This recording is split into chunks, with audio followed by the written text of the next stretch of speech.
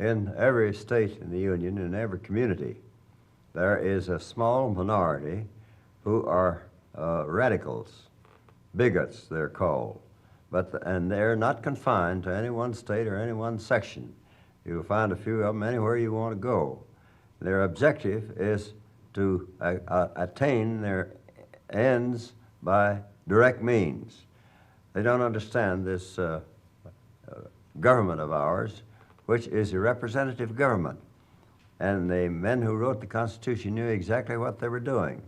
By a representative government, every section of the people has representation in the larger of the two houses of the Congress, the House of Representatives, and every state has two representatives in the Senate, which represents the states. And that's the way we transact business. Nearly every state government is modeled on the same way. But these bigots can cause so much trouble, and of course, you know, our newspapers like sensation. And that's no reflection on the newspapers. They've got to sell papers as soon as you want to buy them. And if they have a headline about somebody raising thunder in some place like New York or Kansas City or St. Louis, it's necessary for them to have an outlet. And the papers publish it, and everybody thinks the country's gone to hell, but it hasn't.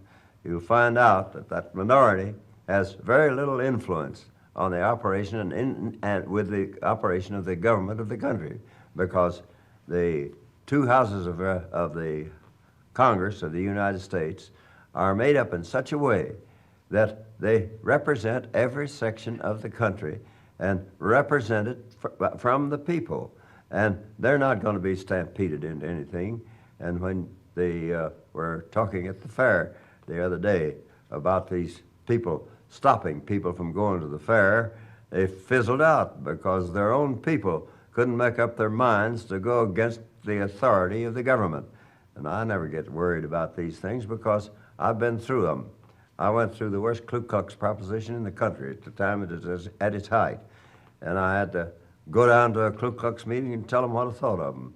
And I wasn't afraid of them at all.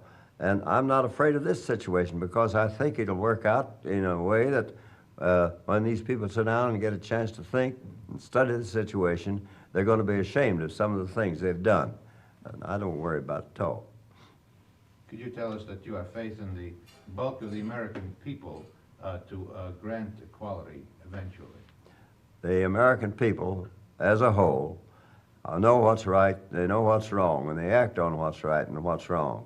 And in the long run, this equal rights thing will become a part of the custom of the United States as well as the law. No use putting a thing into the law if the people are not for it. And most of the American people, I think the vast majority of them, want to do what's right by the whole population. Okay.